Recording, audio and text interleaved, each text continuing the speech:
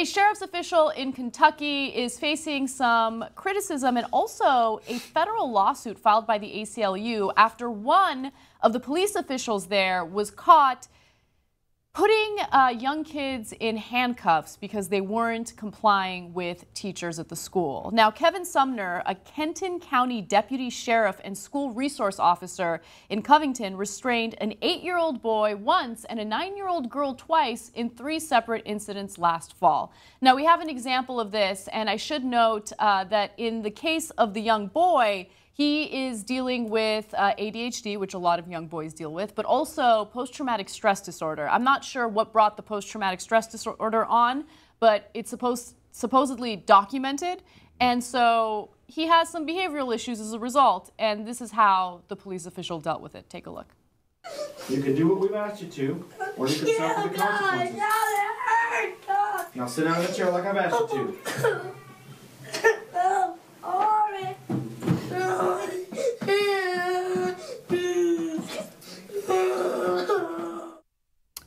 So that's why the ACLU is suing the sheriff in this department and the police official that's seen in that video.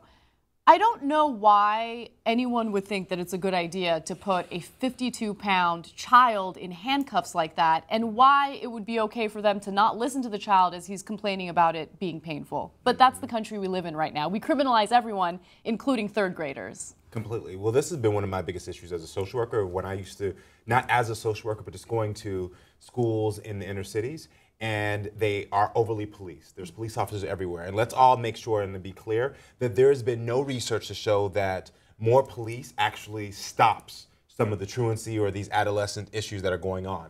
But it's one of my big things that, you know, you have these police here and they are criminalizing these children. It's this whole, you know, scare them straight mentality that, you know, you show them what future they could have, that it will stop them from doing it, which it doesn't. It creates a repressive environment. It doesn't support them at all. And what gets me as a court-mandated reporter or mandate reporter is that every teacher, counselor, and person in there is a mandated reporter. And if you see a child that is being abused or neglected, in this case being abused, your job is to stop it immediately. Right. And you're allowing this, thinking that this is going to support the development of a child, which is disgusting. Yeah. You know, I hope that not only does, you know, this lawsuit go through with the police officers, but it goes through with the school as well, because we need to start seeing some real changes.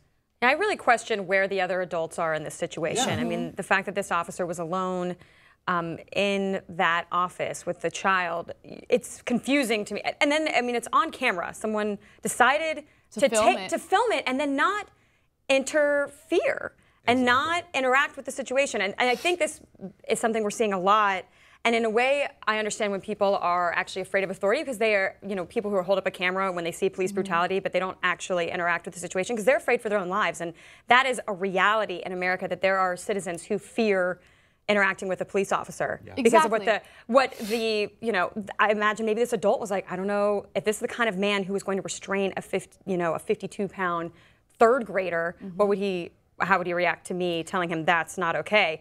So I see that that's an interesting sort of, you know, context to this, that there was someone filming it and watching it happen. Well, that's a great point. And also, you know, in terms of the other adults involved, the administrators at the school didn't know how to deal with this kid. So their way of dealing with it is going to a police officer. That scared straight mentality, which gets on my fucking nerves. Yeah, so no worries. And to just buttress off your point, you're absolutely right. Right now, if you go to various public school districts throughout the country, they have employed more and more police officials to take care of behavioral issues within campuses. And that's a huge issue, because not only are we militarizing our police force, now we're bringing police into our campuses, and they do criminalize children for honestly normal behavior. Yes. Okay, when you're a young boy, you're a little rambunctious. Okay, you're energetic, you act up. It's what happens. And first of all, I know everyone's diagnosed with ADHD. All these young kids have ADHD.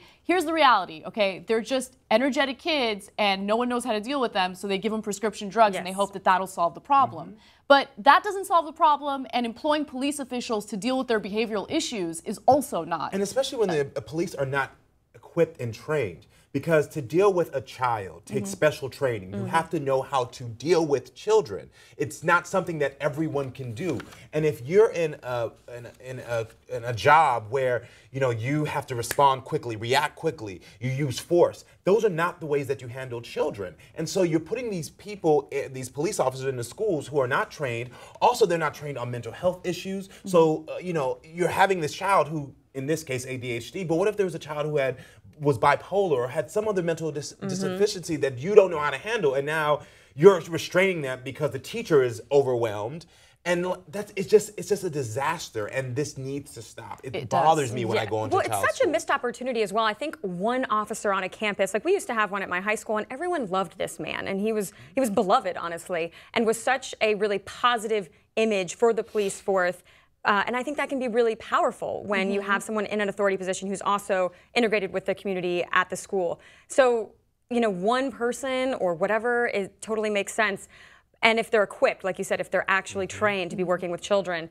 I'm glad you brought up the ADHD component of this because, they're actually trying to, I believe they're using the Disabilities Act as a way to actually prosecute this. And I don't know how I necessarily feel. I mean, I think what he did was brutal and inappropriate on all accounts, but whether or not the whole idea of children with ADHD and this whole epidemic of medicating them and then also considering them disabled when there are other children with of course, yeah. It's to me, it's a sensitive, nuanced subject. So that was just one part of this that gave me pause about the way they are attacking this. You're right about that, but particular case. Just really quickly, just when I saw the PTSD, I thought to myself, there could be something that they're not disclosing about the child because they're trying to protect the child. Right. So there could be something else that's in these court documents that we're not able to see because they're not trying to out this child's disorder. So that was something, but I do have the same issues with ADHD and over-medicating children, and it's just... Yeah. I mean, how the child ended up in that office in the first place, and then they're like, oh, he has ADHD. I mean, there are all these nuances around this situation that I think, are sort of sidebars to larger issues we find in the way American children are being raised. I absolutely agree with that. Now, the little boy wasn't the only one who was shackled by this police official. There was a girl involved as well. According to Yahoo, in an October 3rd incident report cited by the lawsuit, Sumner stated that the girl who was shackled was attempting to injure the school staff and that she remained handcuffed for 20 minutes before a medical crisis team could arrive. In the second incident on October 23rd, the girl was restrained for 30 minutes. According to the complaint, the girl's mother witnessed Sumner holding her daughter's hands over her head while handcuffed in a shoulder hypertension position.